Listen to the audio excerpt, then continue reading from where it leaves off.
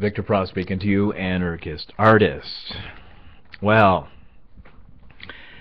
after all the hundreds of years, starting with the writings of the liberty-loving classic liberals to the modern age, I consider anarcho-capitalism as the epitome of a moral argument.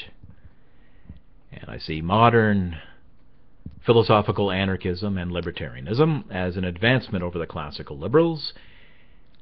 I think an accurate definition of libertarianism, as distinct from the classical liberals, is one in which covers the spectrum of regarding the state as inherently evil.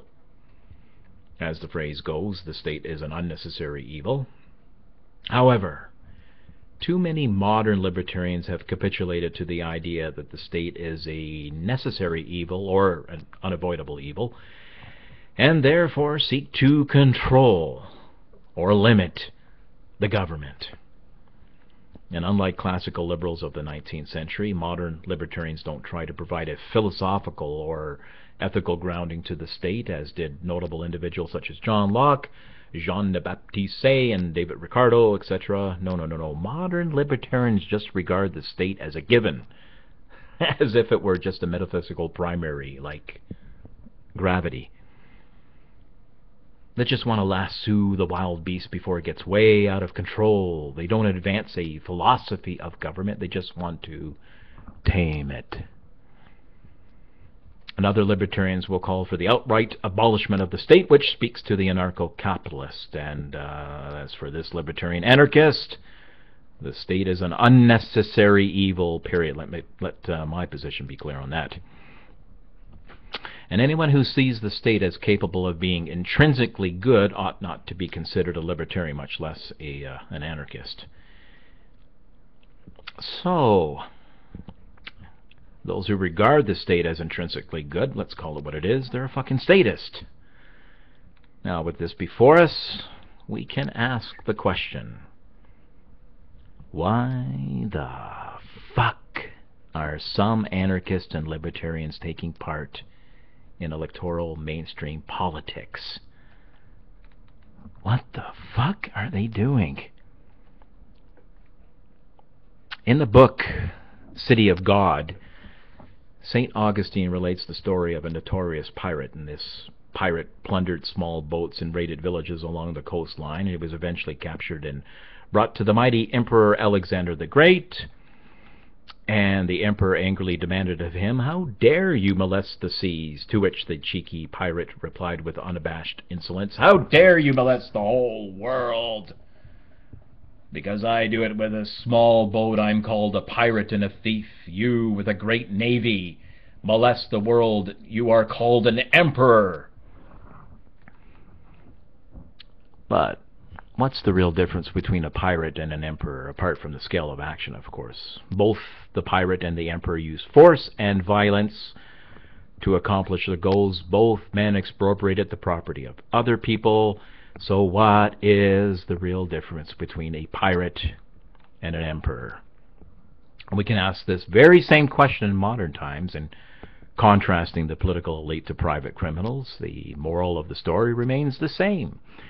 There is no difference, morally speaking, between these two sets of wealth-plundering, murdering criminals. And how do we treat private criminals, especially violent criminals? We punish them, we avoid them, we shun them, we condemn them, we fight against them, we defend ourselves, even violently if need be. We don't fucking join them. We don't participate with them. We don't bargain with them. We simply see them for who they are.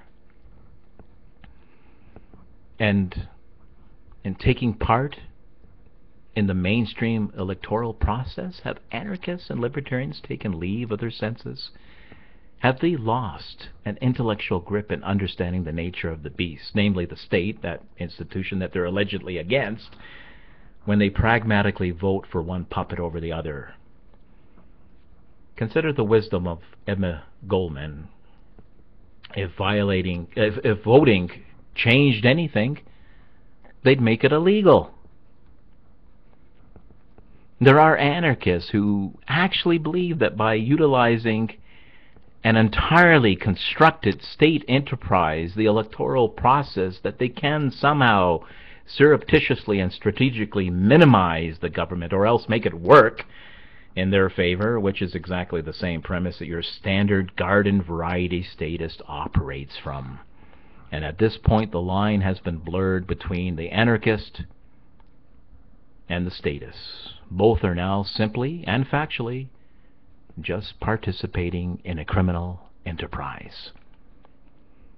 There are libertarians and anarchists who believe that by refraining to vote you are doing nothing, and thereby conceding the premise that if there is to be a social and moral revolution, it must be done through the state. This is fucking insanity.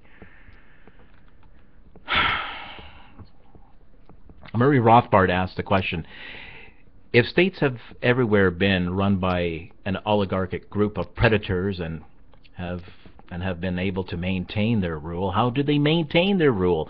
How do they maintain their rule? David Hume suggests that in the long run, every government, no matter how dictatorial, rests on the support of the majority of its subjects. But critical mass. Consider what would happen if people no longer granted any moral or legal legitimacy to a state, if they no longer showed the same attitude towards this institution. What if we did reach critical mass to such a point that the state no longer existed? Is not the state merely a state of mind? Sure, some people might continue to represent themselves as government agents, the same type of delusional people you find in mental institutions. The physical corridors of power might still be standing. The pretty white dome buildings or brown brick parliament buildings will remain. But all such sociological facts would be irrelevant to an awakened masses. If self-proclaimed rulers continue to enforce every decree at the point of a gun, the victims might still obey, but the meaning of this compliance would be the same as if complying with the threatening demands of a criminal gang. The fight against the state is not merely a fight against naked power. The battle would be so much easier if that was so. The essence of the state is not merely aggression per se, but legitimatized aggression. And that is what makes it a particularly dangerous institution, giving this institution the moral and intellectual sanction. That's what you're doing when you are participating with this organization.